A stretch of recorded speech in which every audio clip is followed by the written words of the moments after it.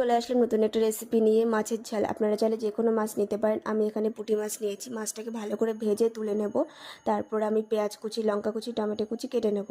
কড়াইতে তেল দিয়ে তেলটা গরম হয়ে গেলে আমি এখানে পেঁয়াজটা দিয়ে দেবো। পেঁয়াজটা দেওয়ার পরে আমি লবণটা দিয়ে দেবো, যাতে লবণটা দেওয়ার পরে পেঁয়াজটা নরম হয়ে যায়। তারপরে আমি লঙ্কাটা দিয়ে দেবো।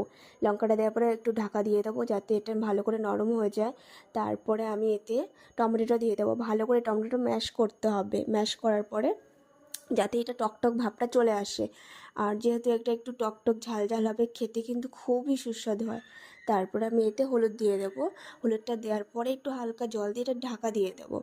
তারপরে আমি এতে এটা ভালো করে ভাজা হয়ে গেলে দেন আমি এতে জল দিয়ে ঢাকনাটা দিয়ে দেবো, ভালো করে ফুটিয়ে। তারপরে আমি এতে মাছ ভাজাটা দিয়ে দেবো। মাছ ভাজাটা দেওয়া হয়ে গেলে ভালো করে ফুটিয়ে ঝোলটাকে টেনে ব্যাস নামিয়ে নেব। আর এটা কম সময়ে কম উপকরণে খুবই সুস্বাদু হয়।